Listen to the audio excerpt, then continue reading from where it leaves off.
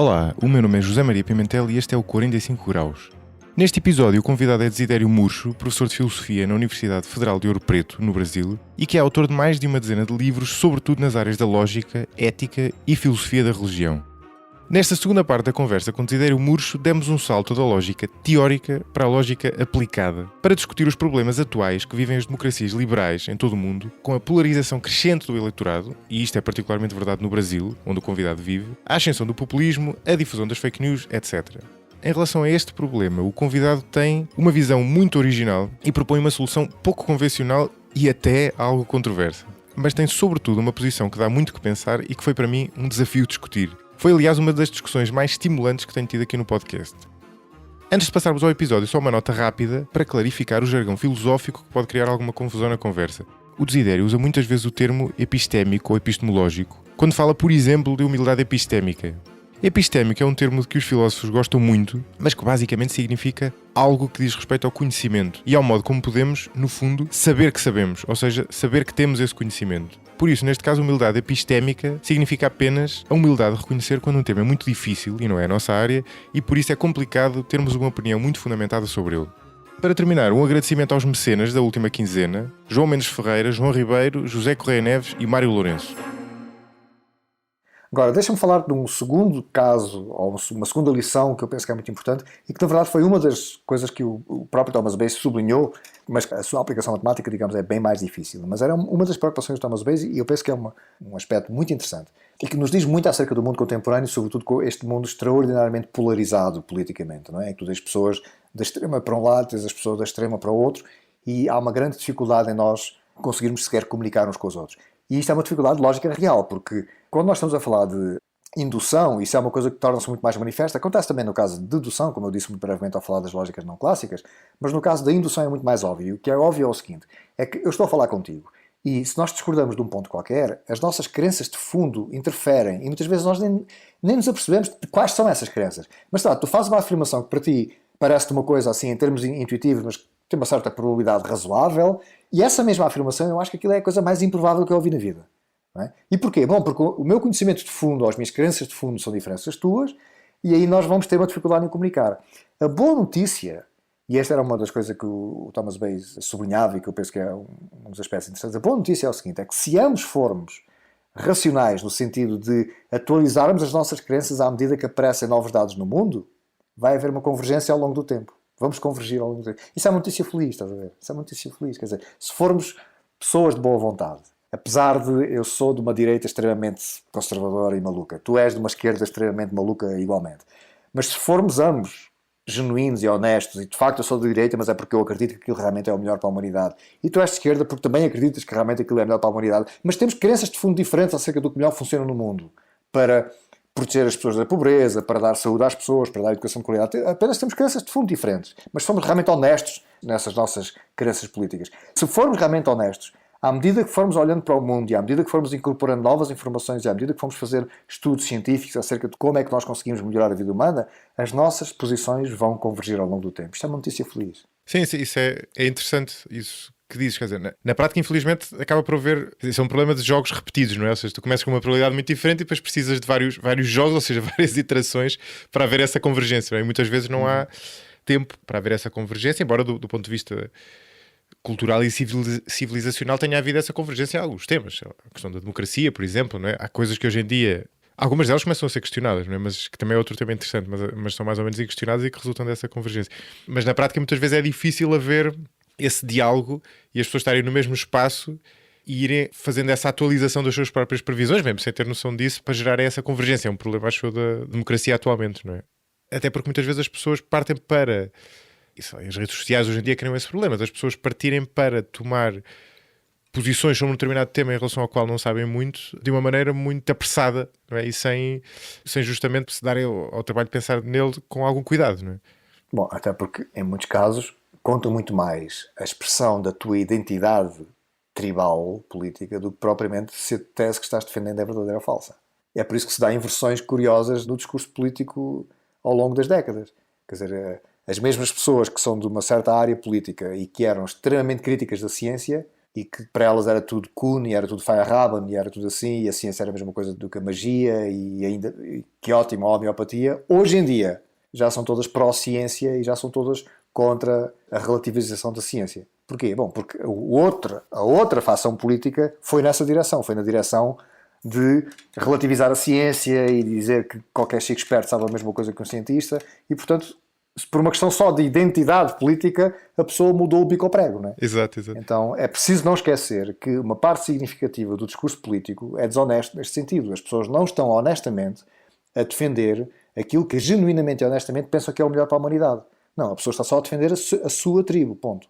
E isto é extremamente desagradável, mas é verdade. Mas isso põe em causa o teu postulado mais otimista de há bocadinho, não é? De que as pessoas... Por isso é que eu te disse, meu querido, que é preciso, se as pessoas forem honestas ok, eu perdi. nas suas crenças. Peço desculpa, Okay? deixei passar esse pressuposto. Houve contenção, eu disse desde o início. Sim. Se nós formos honestos, tu tens uma certa crença, eu tenho outra, e temos crenças de fundo diferentes, mas se honestamente acreditamos nessas coisas, discordamos porque temos crenças de fundo diferentes, mas ambos somos perfeitamente honestos nos nossos objetivos, que é melhorar a vida humana, então nós vamos convergir.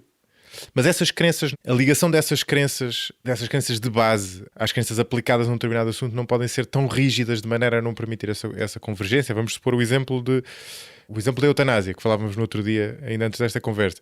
Se eu for crente, não é? Se eu acreditar em Deus, e se acreditar que a vida foi dada por Deus, não é impossível, não é?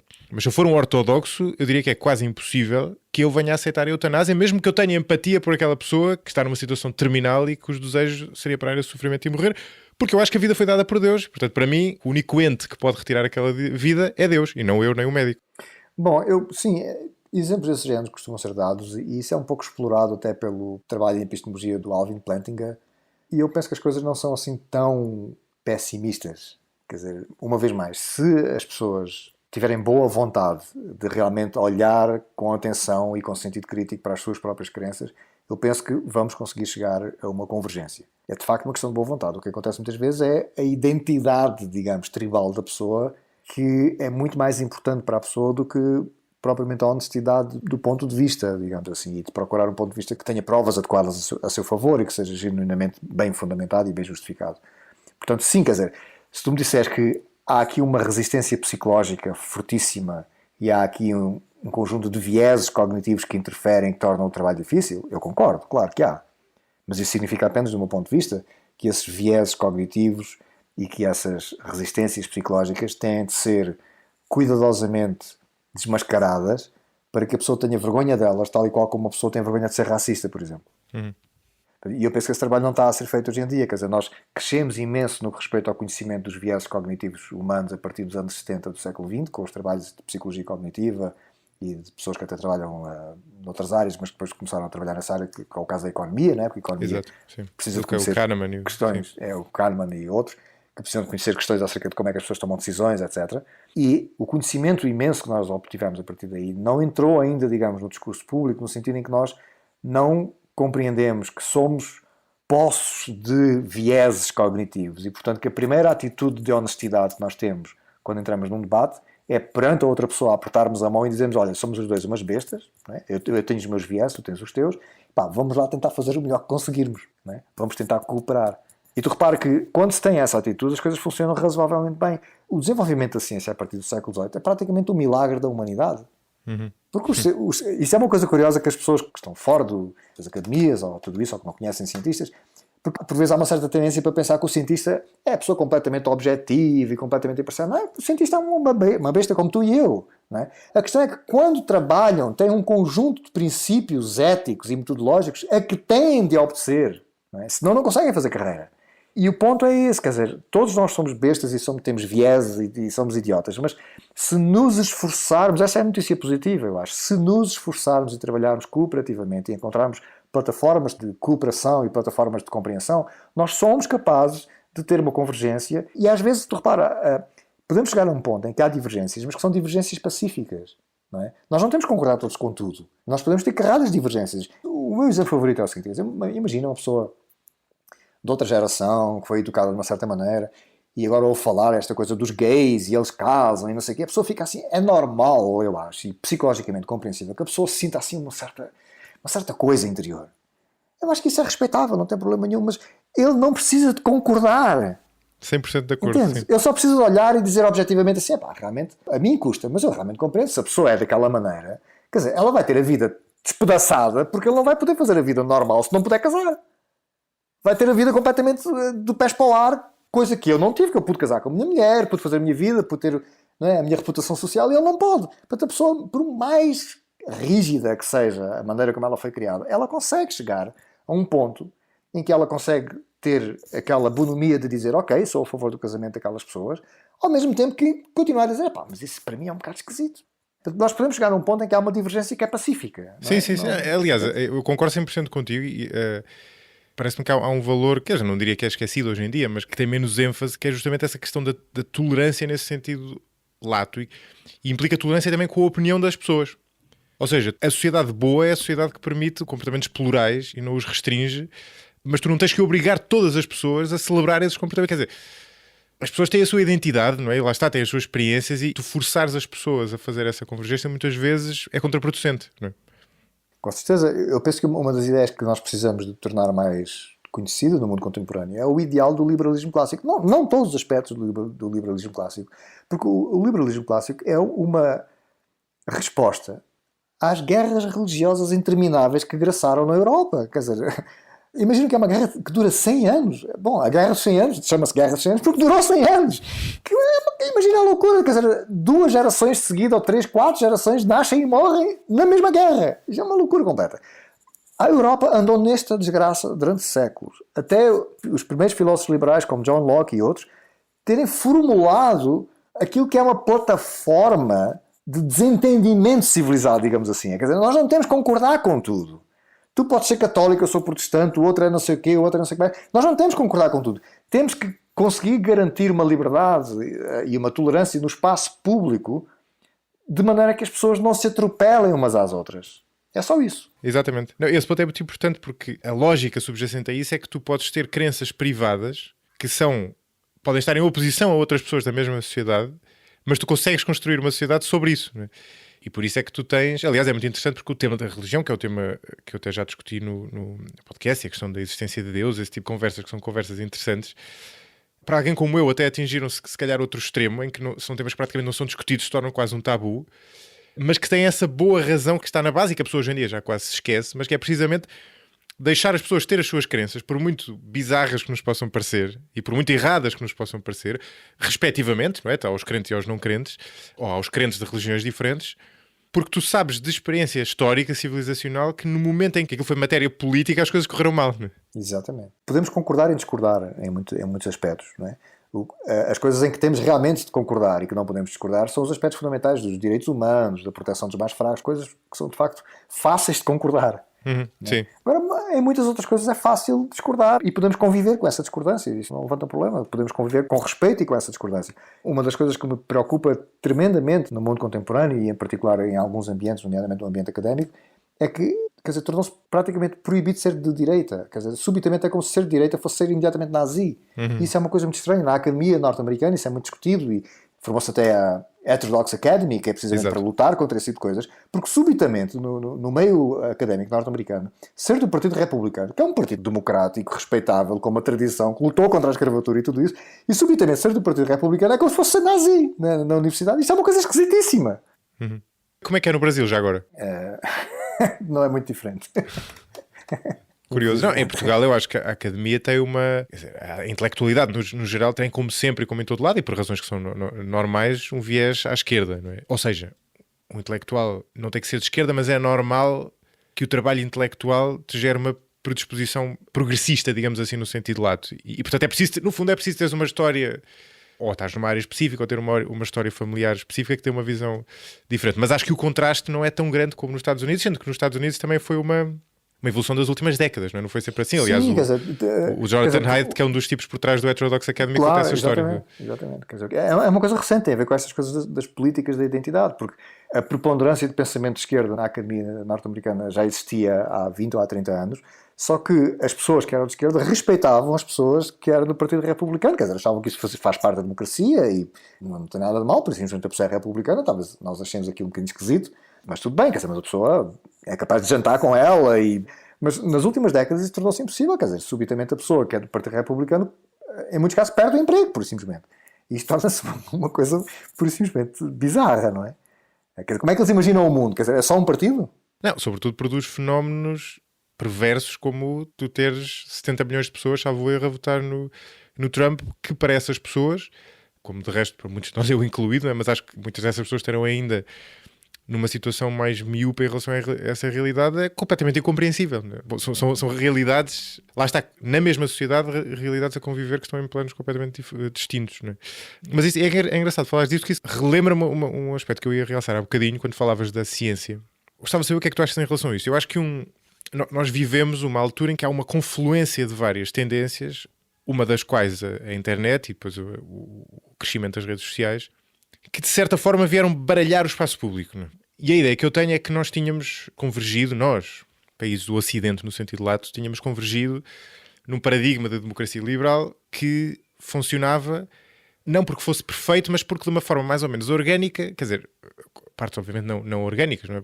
Partes do sistema tinham sido pensadas, mas outras resultavam da tradição e tinham resultado mais ou menos bem, levavam a que essas democracias liberais funcionassem bem, mas na prática assentando numa espécie de elite que ocupava o espaço público em articulação com o resto da sociedade. Portanto, tu tinhas uma democracia, mas na prática tinhas uma elite que ocupava o espaço público, elites de todo o tipo, não é? De políticas, culturais, económicas, por aí adiante, e que no fundo funcionava como a infantaria da democracia, se tu quiseres, não é? E portanto havia debate, não é? Havia debate de ideias, sempre houve debate de ideias, havia visões diferentes, mas entre essa elite e entre umas regras de jogo que tinham sido definidas, variando consoante o país, com princípios mínimos. Isto é mais verdade em países culturalmente homogéneos como Portugal do que, por exemplo, no caso do Brasil ou no caso dos Estados Unidos, mas é mais ou menos verdade em todo lado.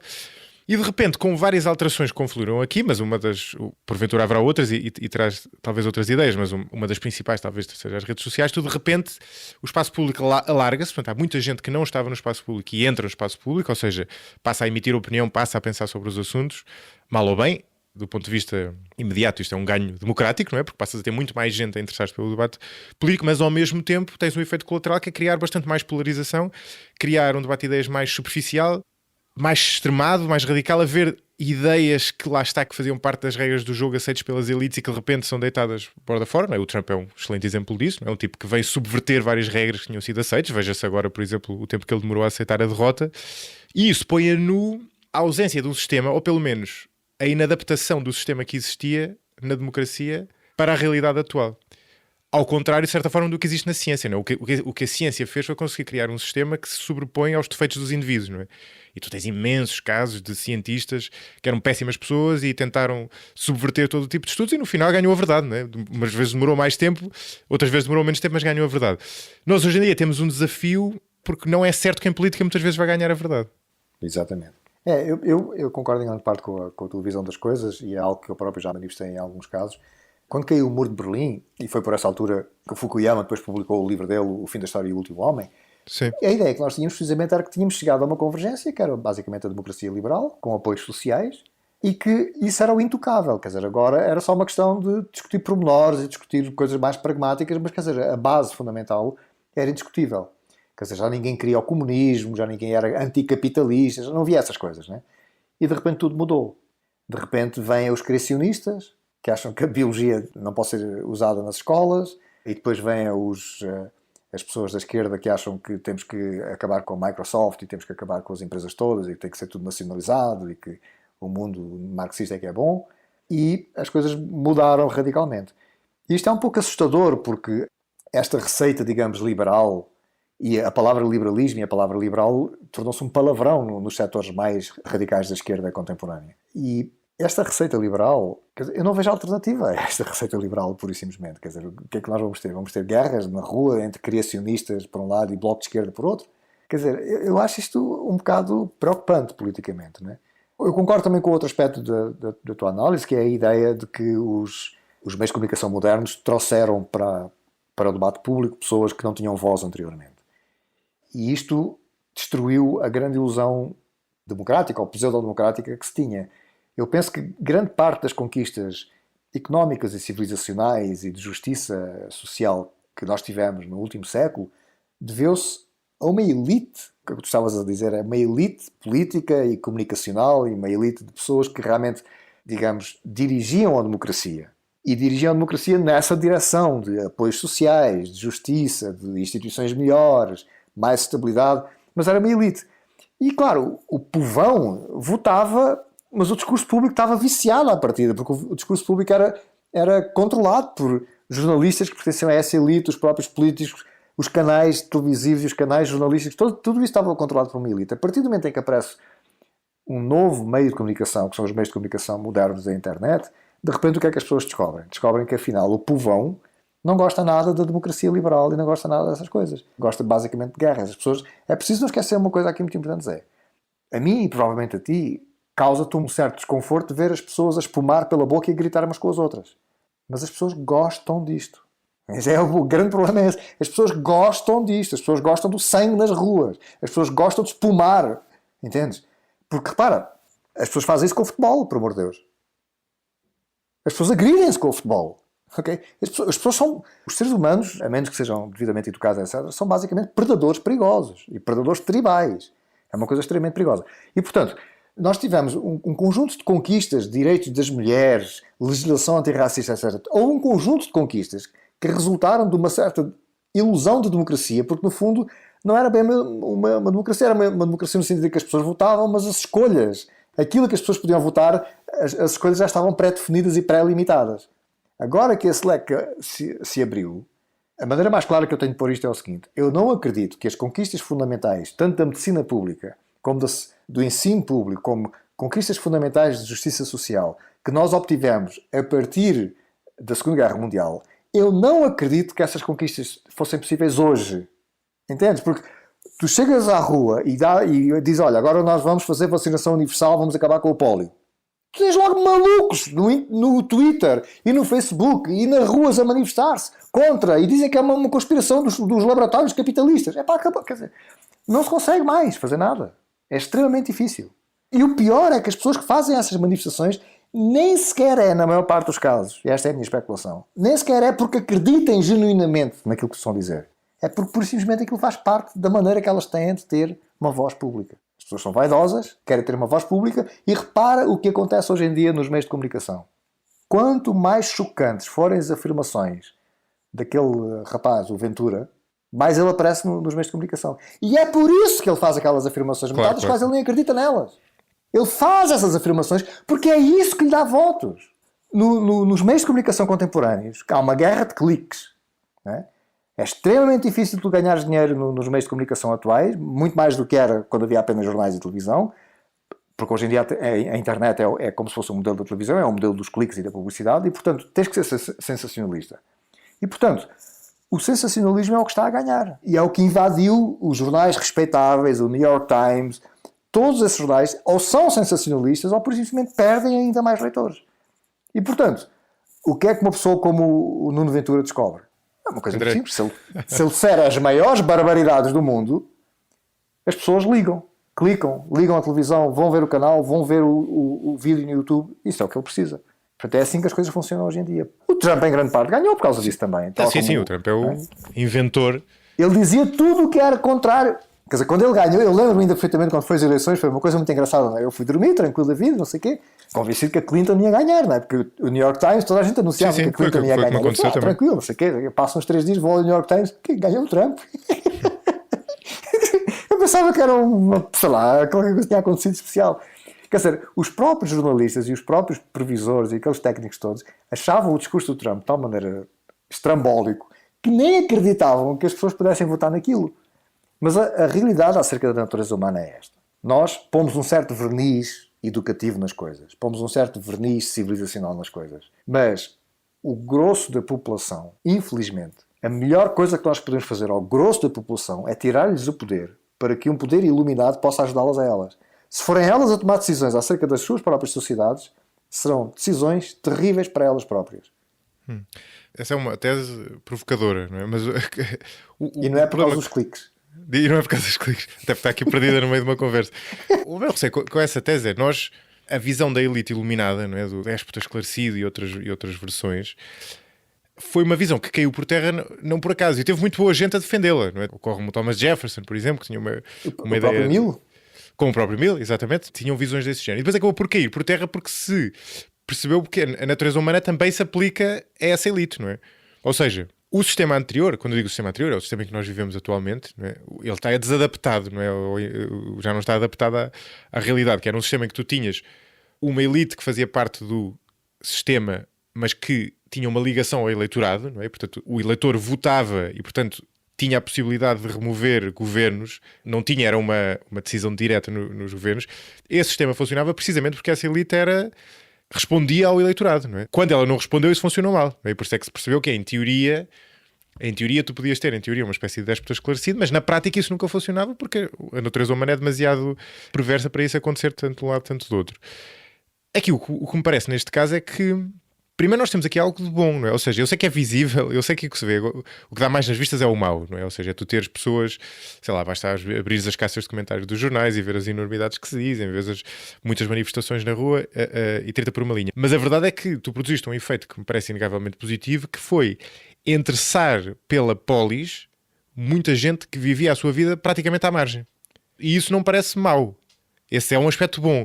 Depois, claro que o problema é que, mas isto podem ser dores de crescimento, não é? do sistema, e de resto há casos históricos semelhantes até com a invenção da imprensa, embora, tendo em conta as guerras a que conduziram, não sejam necessariamente inspiradores, ou seja, podem ser inspiradores a prazo, mas tiveram consequências imediatas não muito felizes. Mas dizia isto, podem ser dores de crescimento em que tu, nesta fase inicial, as pessoas, não há uma filtragem dessa informação e, portanto, o que tu vês é as pessoas a aderirem às opiniões mais simplistas e às opiniões mais radicais e dessa forma bastante tribal, mas para todos os efeitos, aquilo que me parece é que tu podes construir aqui uma síntese que é melhor do que o que existia antes, não é? Tu precisas de novos mecanismos de mediação, não é? E depois também há a questão dos jornais, não é? Os jornais, ou seja, os média, faziam esse papel de mediação, não é? Que agora deixaram de fazer, ou fazem-no bastante menos, não é? Isso, no fundo, como estão a concorrer com Facebook e Twitters e afins, têm que jogar o jogo do clickbait, não é? Têm eles próprios que jogar esse jogo, mas tu precisas de novos mecanismos de mediação, mas que não passem para o lado de lá e que sejam ditatoriais, digamos assim, que sejam uma espécie de... Pois, quer dizer, nós temos aqui dois aspectos diferentes aqui. Em primeiro lugar, a palavra democracia é muito plural e quer dizer diferentes coisas em diferentes contextos. E um dos aspectos da palavra democracia é o aspecto eleitoral da democracia, que eu penso que é o pior da democracia. O outro aspecto da democracia é a ideia associada à justiça e direitos humanos. Essa é o melhor da democracia. Muitas vezes, quando as pessoas usam a palavra democracia, é isso que eles têm em mente. Têm em mente um sistema qualquer que não seja ditatorial, que não oprima as pessoas, que não explore as pessoas, que tenha respeito pelos direitos humanos, que procure a igualdade entre géneros, por exemplo, que condene o racismo e tudo isso, não é? Que tenha tolerância religiosa e ideológica, etc. Essa é a parte boa, é aquilo que, quando as pessoas usam a palavra democracia, é aquilo com o qual eu concordo. Agora, a outra parte da palavra democracia é a parte eleitoralista da palavra, que é as pessoas elegerem pessoas. E aí vem a parte que tu estavas a falar, que é que durante um certo período histórico, enquanto havia um conjunto de filtragens que estavam muito bem montadas, aquilo em que as pessoas podiam votar já estava quase que pré-determinado à partida e, portanto, elas não podiam votar muito mal de qualquer maneira. E, portanto, os votos delas, davam-nos uma ilusão de que era o povo que estava a mandar nas coisas. Na verdade não era uma pequena elite. Essa elite, seja por razões profissionais, porque eram pessoas genuinamente preocupadas com o bem comum, seja porque eram um pouco pressionadas, se a governação não fosse muito boa, perdiam as próximas eleições, não é? Seja por uma razão, seja por outra, mas houve um conjunto de elites governativas a partir da Segunda Guerra Mundial que realmente construíram uma Europa que é um exemplo de tolerância, de democracia, de justiça, de direitos humanos, essas coisas. E isso foi tudo muito positivo. Mas agora temos uma situação completamente nova em que as pessoas conseguem dar voz eleitoral a radicalismos políticos que ameaçam destruir o próprio equilíbrio delicado das instituições que nós conseguimos ao longo de vários séculos de experiência política. E esse equilíbrio é este, é que nós, por um lado, não queremos cair em governos populistas, como foi populista o governo de Mussolini, é uma coisa que poucas pessoas sabem, não é? O governo foi populista, o governo de Hitler foi populista, não é? Portanto, nós não queremos cair nesse tipo de populismo que acaba por prejudicar o povo que os apoia. E também não queremos o déspota esclarecido, porque, como tu estavas a dizer, a maior parte das vezes ele é mais déspota do que esclarecido, não é? A maior parte das vezes, não é? E há um risco muito grande quando nós temos um déspota, até mesmo que seja esclarecido, porque depois as coisas começam a correr mal e nós não temos mecanismos institucionais pacíficos para tirar o gajo de lá, não é? Exato, então a única maneira é ao tiro, não é? Isso sim, é exato. muito mais complicado. E porque o mundo também lá está, o mundo é demasiado complexo para um déspota só, ou mesmo um conjunto, não é? Exatamente. E, portanto, quer dizer, uma das coisas bonitas das instituições que nós recebemos dos nossos antepassados é o caso agora do Trump, que é uma besta completa, mas pacificamente tem que sair de lá e acabou-se a conversa. E nem sequer é preciso puxar por uma arma. Isto é bonito. Há 2 séculos não era assim. Ele agarrava-se com unhas e dentes e havia uma guerra mesmo. Não é? Seria a única maneira de o tirar de lá. Portanto, nós temos um conjunto de instituições que foram fruto de ajustes cuidadosos ao longo dos séculos da experiência política. O que eu estou a dizer é que estas instituições que nós temos precisam de ser reforçadas e repensadas relativamente ao mundo contemporâneo do clickbait e ao mundo contemporâneo das opiniões políticas tribais e corrosivas e tóxicas. Esse é um aspecto. O outro aspecto é que nós herdámos uma ideia um pouco, digamos, lírica, a que tu deste voz na tua intervenção aqui, que é a ideia de que coisa maravilha, a intervenção pública, chama-se isso por vezes o republicanismo aristotélico, não é? Que é a ideia de que se as pessoas participarem da polis, se as pessoas participarem da vida política, que isso é bom, não é? Que isso é que é realmente a genuína democracia. A genuína democracia é que toda a gente tem uma voz a dizer quando a gente vai decidir se legalizamos o aborto ou não legalizamos o aborto, se legalizamos a eutanásia ou não legalizamos a eutanásia, e depois fazemos um referendo, e depois fazemos um debate na televisão, e depois não sei o quê, e depois o povo escreve coisas. Olha que beleza. E tudo isto é mentira. Okay? E tudo isto é mentira no sentido de que algumas pessoas que estudam esses assuntos realmente têm uma palavra a dizer relevante e construtiva e que vai ser positiva para a sociedade e vai ajudar a sociedade a melhorar. São os especialistas que trabalham nas áreas e que estudaram essas coisas. A generalidade das pessoas vai acontecer 2 coisas. Em primeiro lugar, vão dizer barbaridades só em termos de clickbait e só em termos do seu próprio sucesso no Twitter e de seguidores no Twitter, porque é aquilo que lhes dá fama, porque as pessoas são vaidosas. E em segundo lugar, e nisto há estudos empíricos sobre isto, as pessoas corrompem-se quando fazem política. Corrompem-se no sentido em que tornam-se desagradáveis, tornam-se hooligans, tal e qual como os partidários do Sporting, ou os partidários do Benfica, ou de outro clube qualquer. As pessoas tornam-se extremamente tribais e extremamente desagradáveis. Portanto, mas isso é válido para todos, também para as elites, se quiseres, não é? Mas o ponto ou crucial para os é especialistas. isto. Com certeza, mas o ponto crucial é que se nós conseguirmos fazer instituições... Um dos meus exemplos preferidos é o exemplo da medicina. Poucas pessoas sabem que a medicina era uma camada de assassinos até ao século XIX. Matavam mais do que... Eu lembro de ser estudante e eu achar graça à arrogância de Descartes. Né? Toda a gente mais ou menos conhece a história de Descartes. Descartes foi convidado pela rainha da Suécia, que aliás era uma excelente filósofa, não é? Que era talvez melhor filósofa do que o próprio Descartes, levantou-lhe objeções de morte que o Descartes, depois de muitas respostas, o Descartes teve que confessar: está bem, olha, eu não sei responder a isto. Eu não tenho resposta para esta objeção, não é? Mas, quer dizer, Descartes foi para a Suécia e dava aulas às 5 da manhã, lá quem quer, imagina, aquele frio danado da Suécia, era de noite ainda e não sei o quê. E o gajo apanhou pneumonia. E uma das coisas que eu achava engraçado quando era estudante, ao ler assim, coisas sobre o Descartes e tudo isso, é que o gajo, a rainha, pôs imediatamente ao dispor dele o médico oficial da corte, não é? Quer dizer, o médico dela, não é? O médico ao serviço do senhor Descartes, não é? Que ela tinha convidado o homem para ir lá e tudo isso. E ele recusou, não quer nada médico, e fazia o seu próprio tratamento, não é? Receitava o seu tratamento e o seu criado aplicava-lhe o tratamento. Eu lembro-me de tanto ler isso e pensar, mas o gajo era maluco, quer dizer, o gajo receita o seu próprio tratamento. O que o gajo sabia de medicina? Mal sabia eu que naquele tempo a medicina era tão má, mas tão má, que realmente aquilo que ele estava a fazer era perfeitamente razoável, porque o médico, o suposto médico da corte, não sabia mais acerca do corpo humano, nem acerca da pneumonia, nem acerca das doenças do que ele.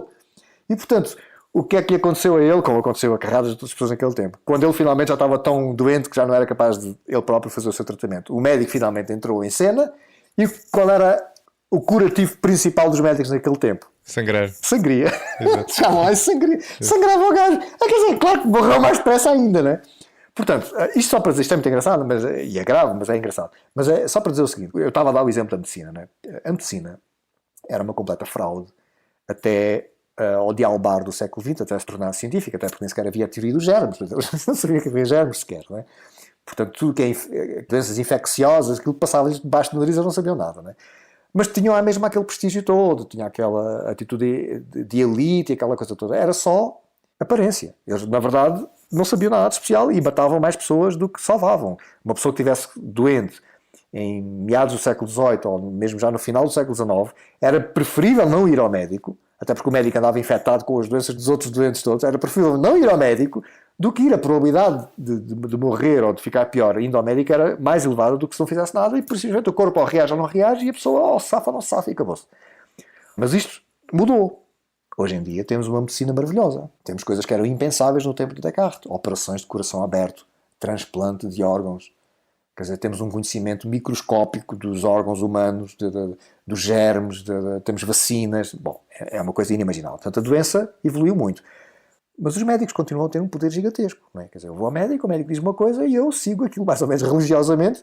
E eu, apesar de tudo, ainda tenho uma certa formação, posso ir à procura de informação, não é? Médica, na internet, de revistas académicas e tudo isso, sobretudo se ela me der uma indicação que é um bocado mais exótica e esquisita. Mas a população que tem outras qualificações académicas, não é? Que não tem as qualificações académicas que eu tenho, está muito mais vulnerável. E, no entanto, a profissão funciona bem, quer dizer, são casos raros. Bom, de malevolência médica, eu nem sequer me lembro de nenhum caso, recentemente, não é?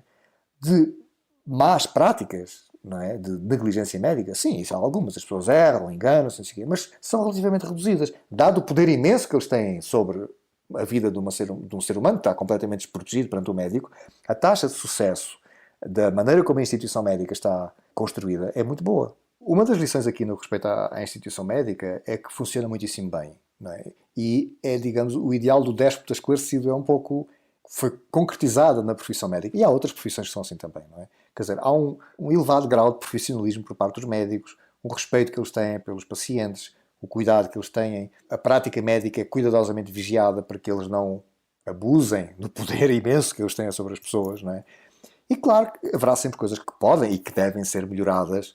Em Portugal, aqui há uns anos, houve o escândalo dos laboratórios que pagavam coisas aos médicos para os médicos receitarem medicamentos de um certo laboratório em vez de outro laboratório, coisa que é proibido noutros países, nomeadamente nos Estados Unidos. Os laboratórios não podem pagar coisas aos médicos por razões óbvias, não é?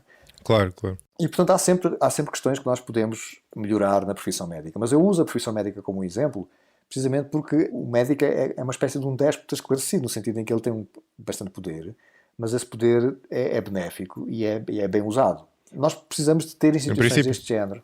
Em princípio, é claro que há erros e tudo isso. Porque a questão aqui, e isto é muito importante aquilo que tu disseste, é que a questão aqui é que a vigilância é contínua.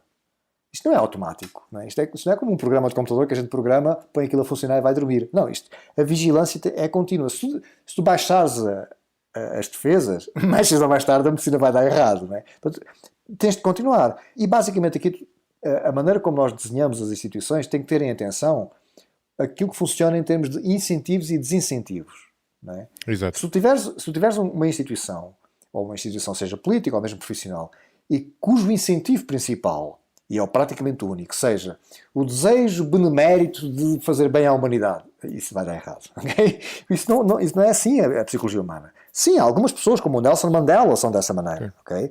Mas a generalidade... Sim, mas não ganha escala assim, claro. Claro, isso não escala, quer dizer, tu tens que pensar em termos de curva de Gauss. Tu tens os psicopatas de um lado, não é? Aqueles maluquinhos completos, não é? E depois tens as pessoas realmente como o Peter Singer ou o Nelson Mandela, que são realmente anjos na Terra, mas depois tens o grosso da população, que nem é psicopata, nem é particularmente angélico. Portanto, a pessoa basicamente responde aos seus interesses. Se conseguir conciliar os seus interesses com uma coisa positiva, que até a pessoa se sente bem com isso, melhor. Mas basicamente a pessoa responde aos seus interesses. Portanto, nós temos que construir as profissões e as instituições de tal maneira que a pessoa normal, a pessoa comum, respondendo aos seus interesses, não consegue fazer mal à sociedade e, pelo contrário, para atender aos seus próprios interesses, tem que fazer bem à sociedade. 100% de acordo. Portanto, isso é o ideal. Ora, nós temos isso em algumas profissões. Não é? A profissão médica, os engenheiros, a mesma coisa. Não é? As pontes andam para aí a cair. Não é? Portanto, nós precisamos de aprender isso e fazer a mesma coisa noutras profissões. Em particular, na profissão de político. Ora, a profissão de político, nós herdámos aqui várias distorções na profissão de político, porque tu repara, a sanção que o político sofre é a sanção eleitoral. Mas o problema é que, se ele tomou medidas que vão prejudicar as pessoas daqui a 15 anos, já é tarde demais. Quando as pessoas começarem a sentir na pele o prejuízo, já ele fez o mal que fez e, portanto, já ele tem um emprego numa empresa pública qualquer, numa empresa privada qualquer que tinha negócios especiais com o Estado. Portanto, nós precisamos de repensar muito bem e cuidadosamente a profissão de político e a maneira como a profissão está montada. E hoje em dia é basicamente um conjunto de amadores, algumas pessoas muito bem intencionadas, eu não duvido disso, eu não duvido que haja ministros e primeiros-ministros e presidentes e deputados que são pessoas que realmente, genuinamente querem o melhor para a população e procuram fazer o melhor. Mas cá está, isso é o Nelson Mandela lá de política. É a generalidade. Estão ali para seguir a sua carreira, ganhar o seu dinheiro e fazer a sua vida e depois ao fim de semana ir divertir-se com os amigos, não é? E o problema é que não temos os incentivos e os desincentivos no lugar certo.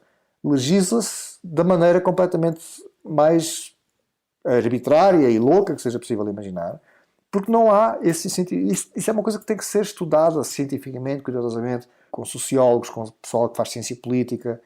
Isto para dizer o quê? Para dizer que eu não acredito que uma saída baseada nos moldes democráticos e eleitoralistas que nós temos hoje em dia, que isto tenha grande futuro.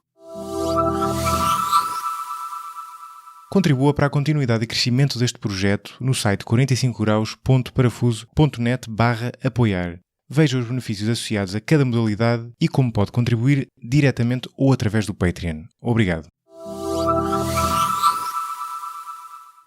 Então deixa-me responder à tua provocação. Okay. Estamos aqui a falar de duas coisas diferentes.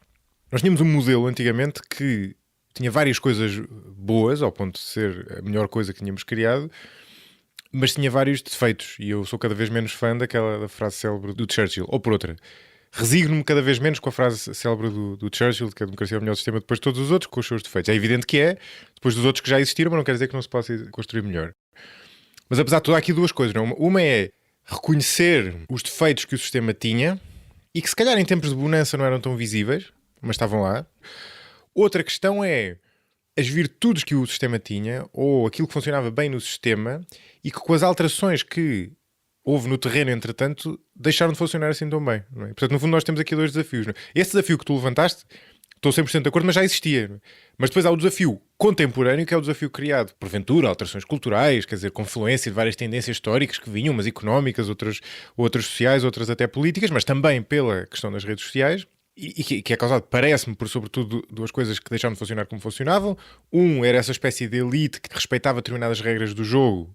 Lá está, porque como era uma elite e, no fundo, estavam nesse jogo no longo prazo, também beneficiavam dessas regras e de repente isso é subvertido e os Trumps ou os Andrés Venturas da vida entram em jogo, subvertem completamente essas regras, dizem coisas só para provocar e toda a gente fica apanhado desprevenido. E, por outro lado, os mecanismos de mediação que tu tinhas de informação que faziam com que notícias falsas ou notícias simplistas ou informação que não era científica ainda fosse transmitida para as pessoas e portanto tu não vias nos jornais antigamente, ou na maioria dos jornais, atenção, sempre houve tabloides e sempre houve jornais simplistas, mas havia um crivo, não é? E nem toda a informação ia passar às pessoas. Hoje em dia tu não tens isso, não é? Isso criou aqui um problema que alimenta informação falsa, alimenta visões deturpadas da realidade, alimenta radicalismos, alimenta uma série de coisas. Mas ao mesmo tempo, e este era o meu idealismo, como é que tu dizias, republicanismo aristotélico, não é? Ao mesmo tempo, isso aliado também ao aumento da literacia, não é? Isto vai beber também ao aumento da literacia, trouxe muita gente para o espaço público. Eu percebo as tuas críticas de que o país ideal não é necessariamente o país em que toda a gente participa, como se fosse Atenas, não é? Como se fosse a Atenas clássica. Mas acho difícil disputar que é melhor, ou que um país melhora, quando mais gente entra no espaço de discussão pública e mais gente se interessa pelos assuntos. Até porque, mesmo com esses defeitos da democracia liberal existente, atual, não é? Existente antes destas mudanças, mesmo com as virtudes do respeito pelos técnicos, não é? Pelos especialistas em determinadas áreas, há ali um equilíbrio ténue em que esses especialistas nunca funcionaram de forma completamente solta, liberta do resto da população. Ou seja, a medicina não dá torto, não é? E não entras em teorias eugénicas e coisas do género, também porque há uma espinha dorsal de democrática e de accountability, falta uma expressão correta em português, em relação ao eleitorado e de vigilância mesmo daquilo que os especialistas dizem. Isso é mais visível ainda em áreas de, sei lá, como a economia, por exemplo, em que a realidade concreta é bastante mais difícil de discernir e, portanto, o especialista vale menos do que nas ciências, não é? E, portanto, aqui, diz para dizer, que a minha dúvida é como é que nós conseguimos, sem perder este ganho, que me parece que é um ganho de teres mais gente a entrar no espaço público, reconstruir instituições que permitam não entrar nesta lógica das pessoas terem crenças completamente infundadas e visões radicais em relação às coisas. E isto antes de irmos às melhorias da democracia, que me parece que é outra... Quer dizer, podemos fazer as duas de uma assentada, não é bem entendido, não é? Mas eu acho que há aqui um problema. Antes de melhorarmos a democracia, temos que a restituir ao estado original, se quiseres. Pois, eu penso que é um ponto de vista muitíssimo comum, não é? Quer dizer, a ideia, precisamente, que se chama por vezes o republicanismo aristotélico, não é? Que é a ideia de que a participação política enobrece as pessoas e é bom que as pessoas participem nas decisões que afetam os seus próprios destinos e que as suas próprias sociedades. É a ideia das pessoas se autogovernarem, digamos assim, não é? Portanto, isso é um ideal que eu partilhei durante muito tempo até começar a ler algumas coisas e ter mudado radicalmente a opinião. E eu penso que, uma vez mais, esse ideal é produto de uma elite intelectual que não olhava com atenção para os verdadeiros e genuínos interesses das pessoas mais comuns. Os verdadeiros e genuínos interesses das pessoas mais comuns não é propriamente estar a decidir coisas acerca das leis e da sociedade e não sei o quê. Eles querem basicamente ter uma vida boa. E a ideia de que a participação no processos políticos e ter que estudar as coisas relativas a decisões, que isso traria, digamos, que seria uma coisa agradável para essas pessoas, é empiricamente infundada e é previsivelmente falsa. O ponto crucial aqui é que, e eu compreendo o teu ponto de vista, porque eu já tive esse ponto de vista, não é? É como se nós projetássemos um pouco a nossa postura perante o povo, digamos. Não, o meu exemplo, estás a perceber? Percebo onde queres chegar, sim. O meu exemplo favorito aqui é o 25 de Abril de 1964 em Portugal, que foi uma coisa maravilhosa, é uma coisa que me comove ainda hoje, não é? É claro, teve coisas menos maravilhosas e tudo isso, mas no cômputo geral foi uma coisa maravilhosa. Um povo mantido na miséria por um ditador analfabeto e bruto e aquelas coisas. Bom, ele era professor universitário, mas é possível ser analfabeto sendo professor universitário, como se sabe. E que era uma besta completa, não é? E manteve o povo na miséria, fez perseguição política e, quer dizer, teve algumas coisas boas. Ele pacificou o país porque havia um clima louco em 28 quando ele tomou o poder, não é? De terrorismo e tudo isso. Mas o ponto crucial é que o 25 de Abril foi uma coisa maravilhosa. Mas qual era a ânsia principal do povo real, do povo comum, com o 25 de Abril? As pessoas mais humildes. Não era propriamente a participação política. O que as pessoas queriam era uma vida melhor. Zé. Claro. Queremos vida todos. Melhor. Como todos queremos. Melhor saúde, melhor educação, melhores empregos, férias melhores, um carro melhor. É isso que as pessoas precisam. Quer dizer, a ideia de que as pessoas querem um debate político na televisão e que isso é importante para elas e querem ler o Expresso ou o Público ou o Diário de Notícias e que isso é importante para elas e querem escrever artigos no Diário de Notícias. Quem é que escreve artigos no Diário de Notícias? É meia dúzia de macacos da elite como tu e eu. A maior parte das pessoas não é que queiram escrever e não possam, é que não têm interesse nisso. Tem interesse em comprar uma moto nova, tem interesse em comprar umas calças novas, tem interesse em comprar o telemóvel da última geração novo. Ponto final. Não tem interesse em estar a escrever um artigo num jornal acerca de se vamos aprovar a eutanásia ou não. Então eu penso que, em primeiro lugar, há aqui uma certa projeção que seria até interessante estudar empiricamente e cientificamente, mas penso que é uma certa projeção elitista, não é? Nós pensamos que isso é importante, porque é importante para nós, e pensamos que é importante para o resto das pessoas. Isso provavelmente é uma ilusão. Provavelmente isso é uma ilusão, ok? E agora a segunda parte da minha posição é a seguinte, é que provavelmente essas pessoas têm razão. No certo sentido é que, quer dizer, a que propósito é que eu hei de preocupar-me com os pormenores de como é que se faz uma operação ao coração? O mundo, já disseste umas 5 vezes que o mundo é muito complexo. Isso é complexo, isso é o teu complexo de economista, não é? O mundo é muito complexo. Que é desculpa dos economistas para dizer que as previsões falham, não é? Estou a brincar contigo. Agora, É um bocado verdade, atenção. estás a ver? Mas já disseste para aí umas 5 vezes que o mundo é muito complexo. Mas agora repara, precisamente porque o mundo é muito complexo, um dos itens fundamentais que permitiu a enorme riqueza que as sociedades industrializadas têm no século XXI e que não se compara, mesmo que recursos só um século e meio, meu Deus, não se compara. Não se compara com a riqueza que as pessoas tinham há 150 anos. Sim, não. O nível de riqueza que nós temos hoje. Claro. Por um lado. Por outro lado, essa enorme complexidade do mundo tem a ver com a divisão do trabalho. Ora, o nível de riqueza que nós temos hoje em dia é o fruto de duas coisas fundamentais. Por um lado, o conhecimento acrescido que nós não tínhamos antes e, por outro lado, a divisão do trabalho. Mas agora, quando olhas outra vez para o conhecimento acrescido que nós temos no século XXI que não tínhamos no século XIX, deve-se a quê? Outra vez à divisão do trabalho. Entendes? Eu ilustro isto com um exemplo muito simples. Na passagem do século XIX para o século XX, a Sociedade Mundial de Matemáticos fez o seu encontro centenário, como fizeram agora outra vez da passagem do século XX para o XXI. E no seu encontro centenário convidaram o David Hilbert, que era um matemático que tinha uma visão de abrangência de todas as áreas matemáticas. E na comunicação dele, que ficou célebre e que ainda hoje é seguida cuidadosamente, ele explicou o estado da arte da matemática do seu tempo e os problemas em aberto mais urgentes e que mais precisavam da atenção dos matemáticos e que precisavam ser resolvidos. E têm sido resolvidos ao longo do século. Quando se vai da passagem do século XX para o século XXI, eles voltaram a fazer o encontro secular da Associação Mundial dos Matemáticos e agora queriam fazer a mesma coisa, que foi um sucesso, porque o artigo do Hilbert tornou-se, entretanto, um artigo memorável, ainda hoje é um artigo lido, não é? Um artigo histórico importantíssimo. Então vai lá à procura do Hilbert hoje.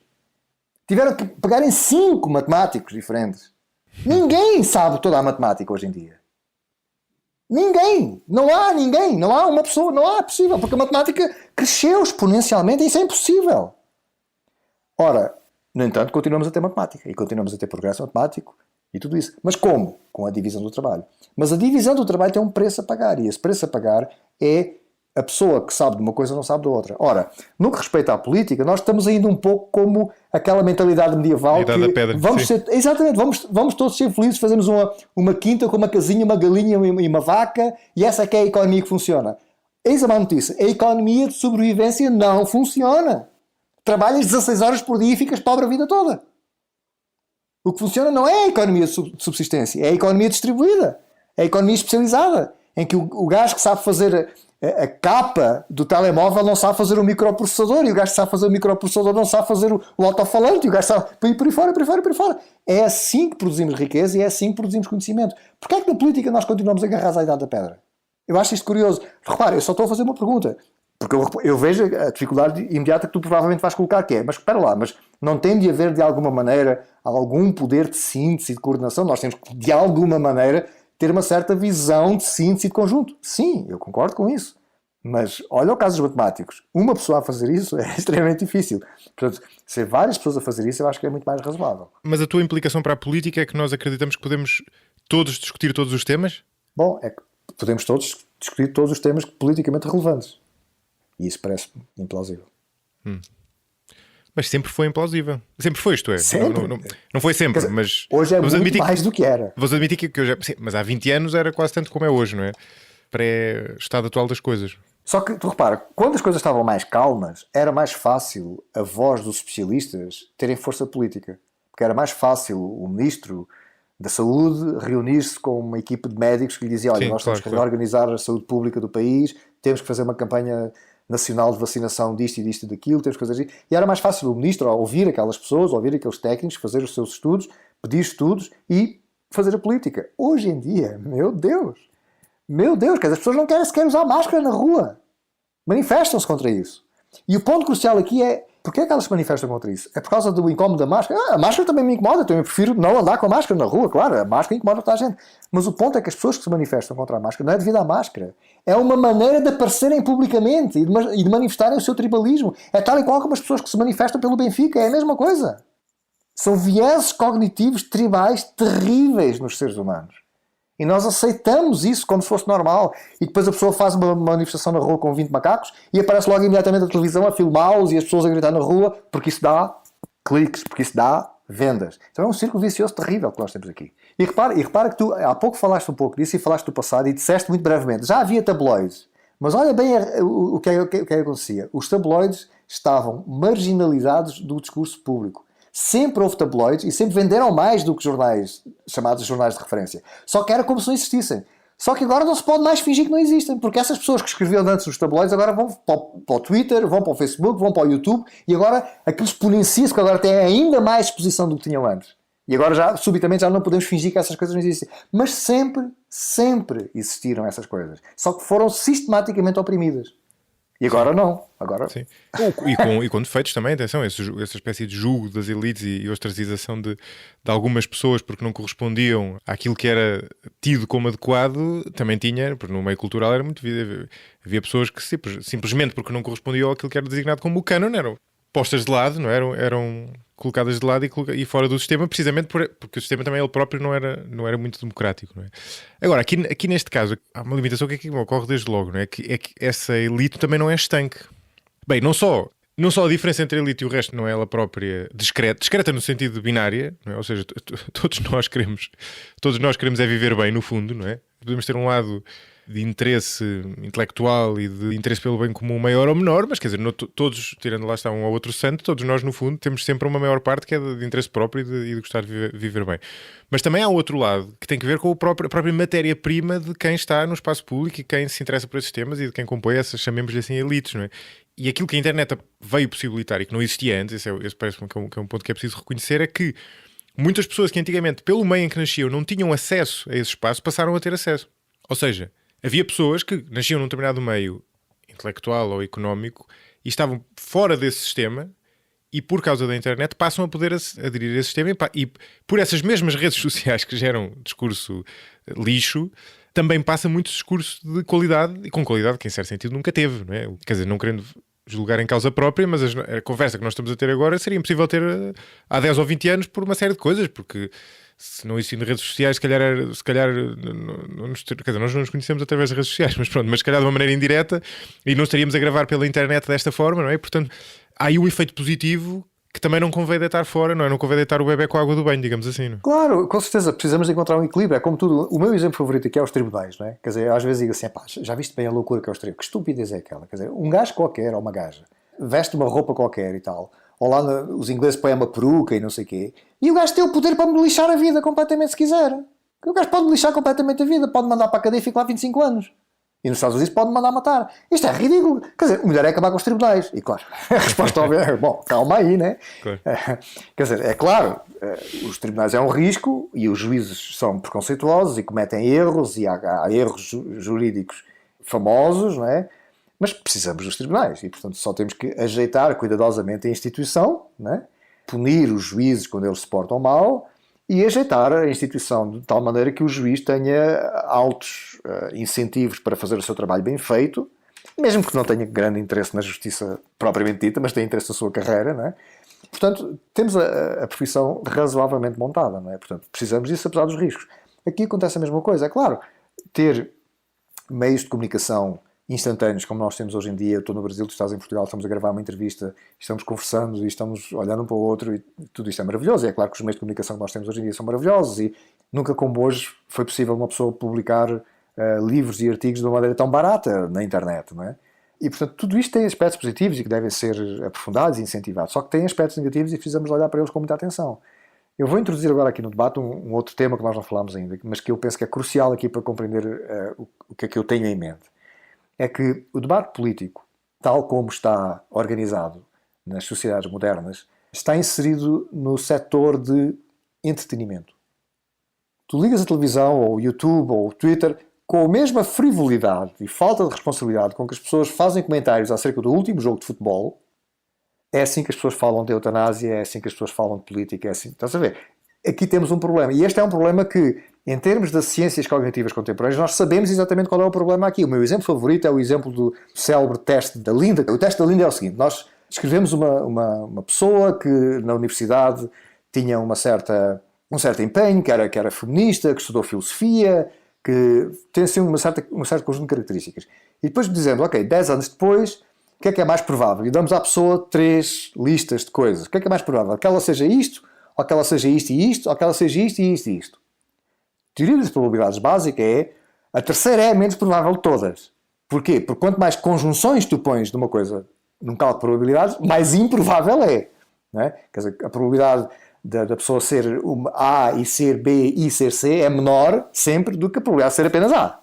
Ou B ou C. Okay?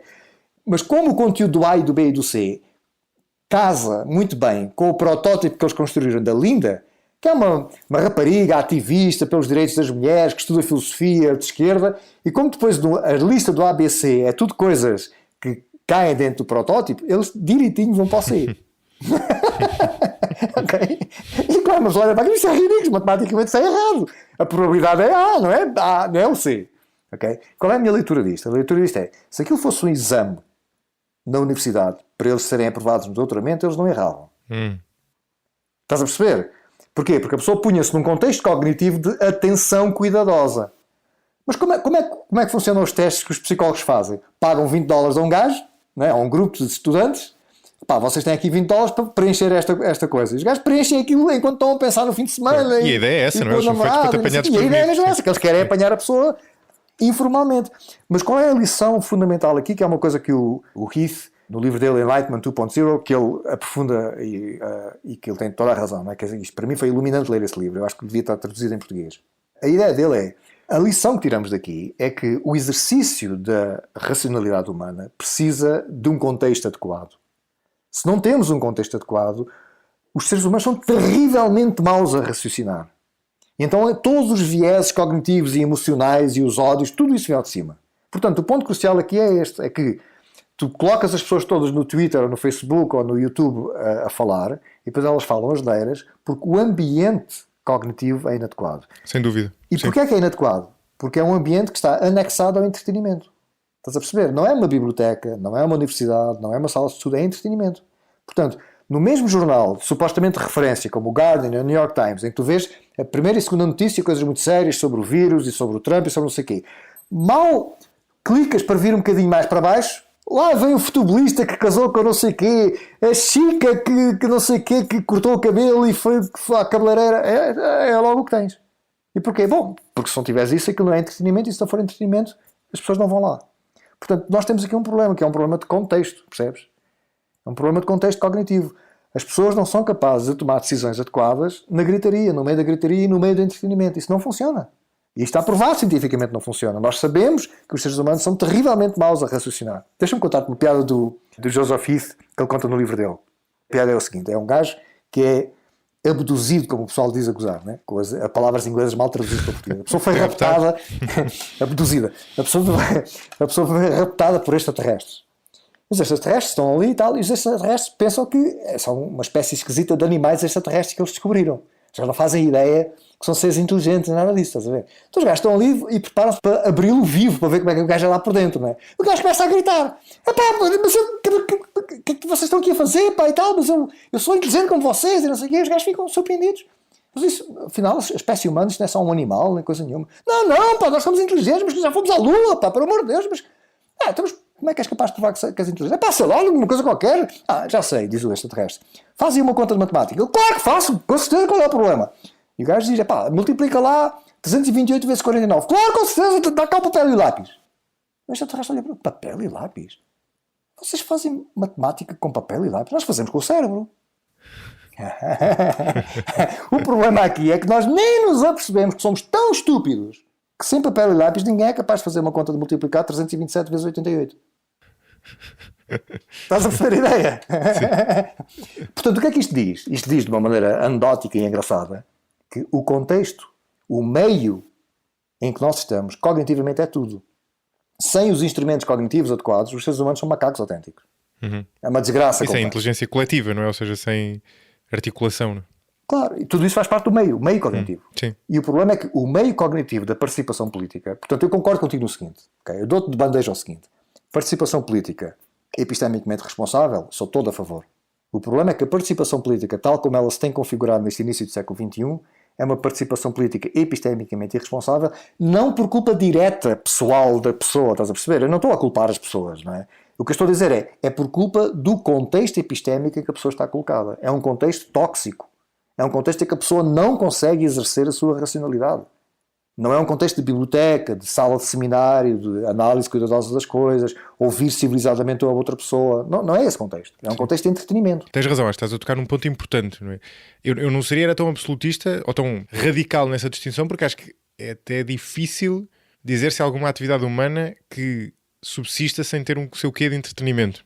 Ou seja, nós estamos a ter esta conversa porque nos é agradável e nos estimula intelectualmente, não é? E portanto tem muito de entretenimento associado, e a política sempre teve, e em certo sentido muitos dos defeitos da política vêm daí, mas também a sustentação da política vem daí, os programas de debates, troca de ideias, quer dizer, tudo aquilo é estimulante. Aqui claramente foi-se longe demais, talvez, não é? Porque as redes sociais... Exatamente, exatamente. A chave fomos longe demais. Pensa uma vez mais nos tribunais. Há certos aspectos do tribunal em que também se serve de entretenimento, num certo sentido. Tu gostas de ver um tribunal bem montado, mas os próprios tribunais estabelecem, em alguns casos, nada de imprensa.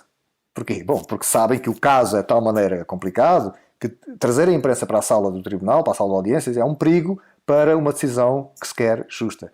Aqui é a mesma coisa. Portanto, eu concordo contigo. É claro que há um certo... Repara, o meu exemplo favorito aqui são os colóquios académicos, não é?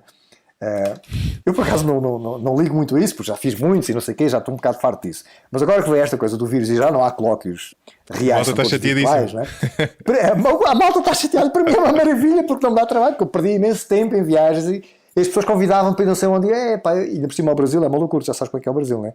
Se não sou para ir de uma cidade a outra, é um avião, viagem, 4 horas, e eu, que chatice do caralho. Agora convida-me, eu aceito, claro, tranquilo, porque faço aqui em casa, não perco o tempo da viagem, não é? Mas as pessoas queixam-se, né? As pessoas queixam, que chatice, não sei o quê, tal. Porquê? Porque é esse aspecto do entretenimento. As pessoas gostam de ir aos colóquios conhecer, ver os colegas, conhecer colegas novos, falar pessoalmente com pessoas que não conheciam pessoalmente. Portanto, há um certo aspecto de entretenimento. E eu concordo com isso. Todas as profissões têm isso. Presumivelmente os colóquios dos médicos também têm isso, não é? Os colóquios dos engenheiros, dos físicos, dos economistas, etc.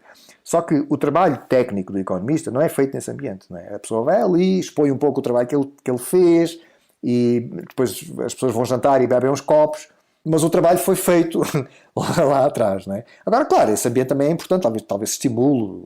Cá está. É uma questão de incentivos e desincentivos, não é? A pessoa tem aquela vaidade de ir lá apresentar no colóquio a investigação que ele fez, a investigação chata para caraças que ele fez durante 6 meses com os colegas, não é? Com 5 colegas, andou ali 6 meses a batalhar, armado e maluco no laboratório, mas ele tem aquela coisa, não, mas quando eu apresentar isto no colóquio o pessoal vai ficar louco, isto vai ser uma beleza. Ok, é os tais incentivos e desincentivos a funcionar bem, dada a natureza humana ridícula, não é? Não, é justamente os incentivos, exatamente. Eu pergunto-me se grande parte do progresso não tem exatamente a ver com o progresso intelectual, catapultar determinadas atividades para ambientes que são prazerosos desse ponto de vista, não é? Ou seja, em que tu estás a fazer uma coisa que é estimulante, é complexo e cria no fundo um bem público, mas que também te dá os incentivos porque te dá prestígio, não é? Te dá oportunidade de falar com outras pessoas e uma série de coisas. Eu acho, ou seja, grande parte do desafio talvez esteja aí. E talvez esteja também noutra coisa que te queria perguntar, ver o que é que tu achas. Eu ia dizer que este problema era complexo, mas depois tu dizes que eu usei a palavra complexo, que o mundo é complexo sexta vez. E este problema também talvez tenha outra faceta, que é o facto de uma das razões porque todos estes sistemas funcionam bem, ou seja, a academia, a ciência, a política feita pelas elites naquilo em que funcionava bem, que nunca, lá está, como tu dizias há pouco, estava longe de ser perfeito e acho que há várias coisas que se podem melhorar aí. Isso alimentava-se também das pessoas estarem a fazer aquilo que se chama em teoria dos jogos repetidos, não é? Ou seja, tu estás lá a longo prazo. E, portanto, num jogo repetido, não é? Num jogo, ou seja, interações repetidas em que tu não estás por longo prazo, tu és muito mais cooperante, não é? E justifica-se teres um determinado tipo de atitude e de mindset, lá está, ou seja, isto vai ao encontro daquilo que tu falavas há bocadinho, bastante diferente, não é? E neste novo paradigma de política ultra participada, o que acontece muitas vezes é que quando tu estás nas redes sociais, o que te apetece é mandar um bitite qualquer, diz estes tipos são uns imbecis, não é? Ou pior, não é? E faz um retweet ou um post ou uma coisa qualquer do género e vais-te embora para casa e não tens qualquer contacto com aquilo, não é?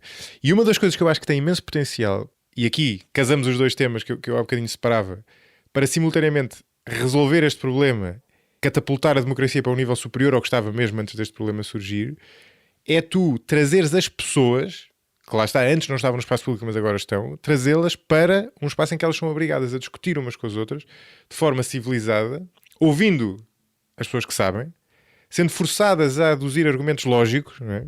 E a serem questionadas nas suas premissas, e tudo isto implica tempo, não é? E há várias iniciativas muito interessantes a esse respeito. O Carlos Moedas, há uns episódios, falava da iniciativa do Macron, que ele fez uma espécie de assembleia cidadã que no fundo vai buscar pessoas a vários... É uma amostra aleatória da população, portanto vai buscar pessoas de todos os tipos de preferência e todo o tipo de formação. Na Irlanda eles fizeram uma coisa muito interessante, fizeram para vários temas e fizeram sobretudo para o tema do aborto, por exemplo, e aí o resultado foi extremamente interessante, porque eles tinham que ouvir pessoas com opiniões fundamentadas, fossem elas quais fossem sobre aqueles temas, tinham que discutir entre eles, e de repente esta lógica perversa que existe nas redes sociais desfaz-se, não é? Precisamente por isso, não é? Porque as pessoas estão ali, são forçadas a estar num...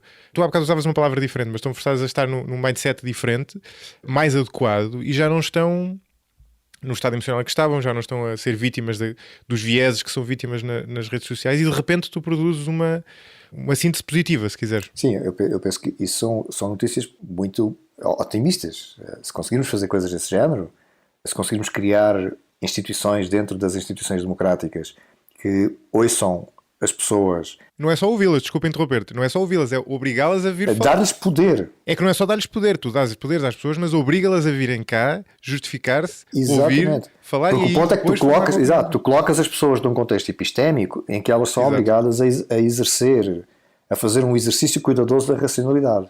O que nós temos nos meios de comunicação modernos é o oposto disso. É um exercício perverso da racionalidade, não é? Portanto, se nós criarmos instituições em que as pessoas fazem o exercício cuidadoso da racionalidade, eu acho que isso é extremamente vantajoso e é democrático nesse sentido. Imagina que, como fizeram na Irlanda, e tu estavas aqui a explicar, portanto, tu fazes uma amostra aleatória da população, garantindo que há representatividade, no sentido em que tu olhas para a estatística da população e tu sabes, olha, né, nós temos 5% de pessoas que são assim, temos 10% de pessoas que são assado, e vamos escolher aleatoriamente as pessoas de maneira a que sejam representativas destes vários grupos sociais que nós temos na nossa sociedade.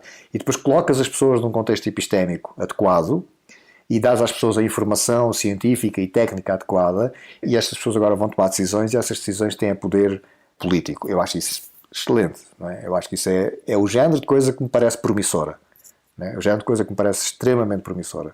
Então talvez seja essa uma das soluções para os problemas de hoje em dia. Mas eu penso que não chega. Sim, dificilmente resolve tudo, sim. Quer dizer, eu penso que o contexto comunicativo contemporâneo precisa de uma revisão profunda.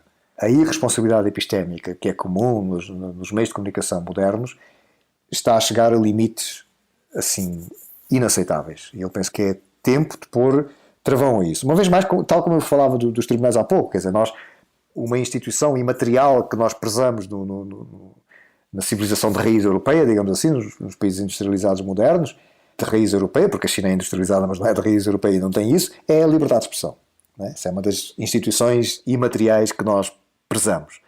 Mas a liberdade de expressão está a dar um resultado terrível com o abuso da liberdade de expressão das pessoas nas redes sociais hoje em dia. Portanto, precisamos de reencontrar um equilíbrio aqui. Um equilíbrio entre liberdade de expressão, sim, mas só com responsabilidade epistémica. Porque o meio cognitivo em que nós nos colocamos devido à comunicação tóxica em que nós estamos, e que no fundo, se tu pensares bem, isso é uma coisa que também está manifesta no livro do Joseph Heath, que eu mencionei aqui, o Enlightenment 2.0, começou com o quê? Com a própria publicidade, porque os publicistas foram os gajos tramados, porque foram os primeiros a dar-se conta do impacto económico positivo que tinha o conhecimento de psicologia cognitiva. Claro. Se queres ver psicologia cognitiva aplicada, logo na pré-história da psicologia cognitiva, é na publicidade. É quando eles começaram a perceber, e o Joseph Heath dá exemplos de publicidades narrativas antes do impacto da psicologia cognitiva na publicidade, e tu olhas para aquilo e dizes, mas eu não sabia que se fazia publicidade desta maneira, porque aquilo era narrativa, tinha um texto articulado, cuidadoso, a explicar por que razão é que era uma boa ideia a pessoa comprar aquele produto. Isto é ridículo hoje em dia. Não tem nada a ver com articulação verbal sequer. Okay? É tudo com base em todas as limitações e todas as fraquezas cognitivas humanas que os publicistas aprenderam por meio da psicologia cognitiva. Então nós temos toda uma indústria. A primeira indústria que reagiu às fraquezas cognitivas humanas no sentido de explorá-las foi a indústria da publicidade.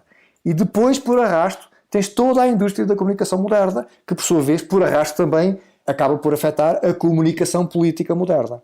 Então tu tens esta história terrível daquilo que é, na verdade, uma exploração de fraquezas cognitivas humanas, que começa com a publicidade. Isso tem que acabar. Quer dizer, nós temos que encarar a exploração das fraquezas cognitivas humanas com o mesmo horror com que encaramos a escravatura, com todo o respeito pela escravatura, e eu sei que por vezes as pessoas exageram um bocado, o que eu acho ofensivo, exageram um bocado com a palavra escravatura, e dizem isto é escravatura, não sei o quê, e a escravatura é uma coisa demasiado séria e real e concreta para estarmos a usar a palavra dessa maneira tão leviana, digamos assim. Mas nós precisamos de olhar para a prática corrente e normal hoje em dia da exploração desavergonhada das fraquezas cognitivas humanas, que estão documentadas, nós sabemos quais são. Estão cientificamente documentadas as fraquezas cognitivas humanas. E, no entanto, continuamos a permitir que legalmente essas fraquezas cognitivas humanas continuem a ser exploradas pelos canais de comunicação. É isso que nós precisamos de pôr cobro. Como? Não sei, presumivelmente a pouco e pouco. Indo aprendendo com a experiência e ver como é que nós conseguimos ter os ganhos de que tu falavas da comunicação moderna, não é? Que dá voz a pessoas que não tinham voz e tudo isso. E da liberdade, sim. Não é? E da liberdade de expressão, mas ao mesmo tempo conseguir manter esses ganhos, mas conseguir eliminar tanto quanto possível os defeitos que tem. E o defeito, se quiseres dar-lhe um nome, o defeito é este, é a exploração das fraquezas cognitivas humanas. Boa. Acho que é uma excelente maneira de terminarmos. O que é que achas? Acho ótimo. Já vai longo. Já vai longo. Lembras-te do livro? Eu recomendo mesmo o Enlightenment 2.0, do Joseph Heath. Excelente. Tem tudo a ver com o que nós estávamos a discutir. Não, eu já tinha ouvido falar e nunca li, portanto eu próprio já estava a ficar curioso. Lê, vale a pena. Talvez até isso estimule um editor português a traduzir e a publicar em Portugal.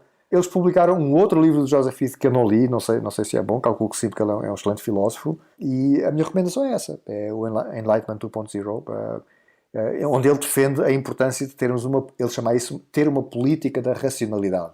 O que ele quer dizer com isto é não podemos permitir instituições e práticas que exploram de uma maneira sistemática as fraquezas cognitivas humanas. Sim, até porque é um recurso, essa racionalidade é um recurso escasso, não é? Exatamente. É muito por aí. Ok, olha, excelente. Desidério, muito obrigado. Esta conversa foi muito enlightening. Gosto de conversar contigo, pá. Portanto, é um excelente livro para terminar. É, acho que sim. Este episódio foi editado por Martim Cunha Reio. Visitem o site 45graus.parafuso.net/apoiar para ver como podem contribuir para o 45 graus através do Patreon ou diretamente, bem como os vários benefícios associados a cada modalidade de apoio.